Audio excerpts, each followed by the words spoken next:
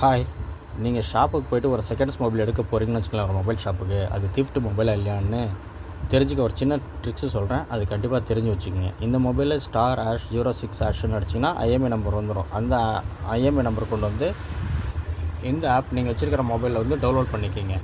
Play ஸ்டோர்லேயே இருக்கும். இது வந்து கவர்மெண்ட் ஆப்பு. இது வந்து டவுன்லோட் பண்ணிக்கிங்க. அதில் now genuine of your mobile handset இதுக்குள்ளார போனீங்கன்னா ஐஎம்இ நம்பர் வந்து டைப் பண்ண சொல்லும்.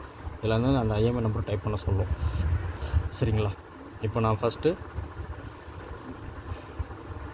இந்த மொபைலில் ஐஎம்இ நம்பர் எடுத்துக்கிறேன்.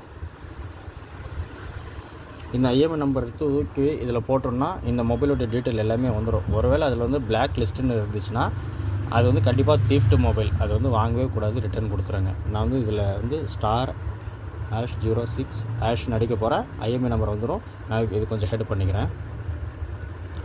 ஓகே, ஐஎம்இ நம்பர் வந்துடுச்சு. நான் இந்த ஃபஸ்ட்டில் இருக்கிற இந்த ஐஎம்இ நம்பர் தூக்கி இதில் போட போகிறேன். இந்த மொபைலோட டீட்டெயில் எல்லாமே அதில் வரணும். பார்த்துக்கலாம். Now genuine of your mobile handset இதில் போட போகிறேன். போட்டேன். இப்போ அந்த நம்பர் இங்கே வந்து டைப் பண்ண சொல்கிறாங்க. நான் டைப் பண்ணுறேன். நான் இது கொஞ்சம் ஹெட் பண்ணிக்கிறேன். ஓகே, அந்த மொபைல் நம்பர் நான் இங்கே அடிச்சிட்டேன்.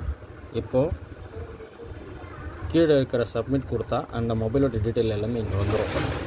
சரிங்களா? ஒருவேளை பிளாக் லிஸ்ட் வந்துச்சுன்னா அந்த மொபைல் பை பண்ணக்கூடாது. கீழே சப்மிட் கொடுத்து பார்ப்போம். சப்மிட் கொடுக்குற டீட்டெயிலோட தான் பார்ப்போம்.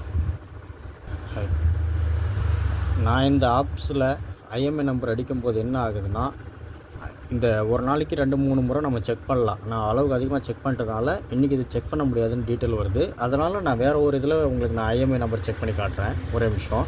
ஆனால் நீங்கள் இதில் வந்து 2 டைம் 3 டைம் போட்டு சர்ச் பண்ணிங்கன்னா உங்களுக்கு அந்த மொபைலோட டீட்டெயில் எல்லாமே வரணும். வந்துச்சுன்னா அந்த மொபைல் ஓகே. பிளாக் லிஸ்ட்டுன்னு வந்துச்சுன்னா அந்த மொபைல் வாங்காதீங்க. நான் இன்னொரு வெப்சைட்டில் போய்ட்டு உங்களுக்கு செக் பண்ணி காட்டுறேன். நான் இன்னொரு வெப்சைட் சொன்னேன்ல, அது வந்து IMEI Pro Info. அதே தான். அந்த IMEI Info Pro வெப்சைட்டுக்குள்ளே போனீங்கன்னா உங்களுடைய நம்பரை வந்து ஐஎம்இ நம்பர் டைப் பண்ண சொல்ல. ஐஎம்இ நம்பர் டைப் பண்ண உடனே இதுமாதிரி வந்துடும். Samsung M12 model, black list இல்லை, க்ளீனாக இருக்குது. நீங்கள் வந்து யூஸ் பண்ணிக்கலாம். சப்போஸ் இது தீஃப்ட் மொபைல் இருந்துச்சுன்னா இங்கே வந்து பிளாக் லிஸ்ட்டுன்னு வரும். அந்த மொபைல் வாங்கவே வாங்காதீங்க. ரிட்டர்ன் கொடுத்துருங்க.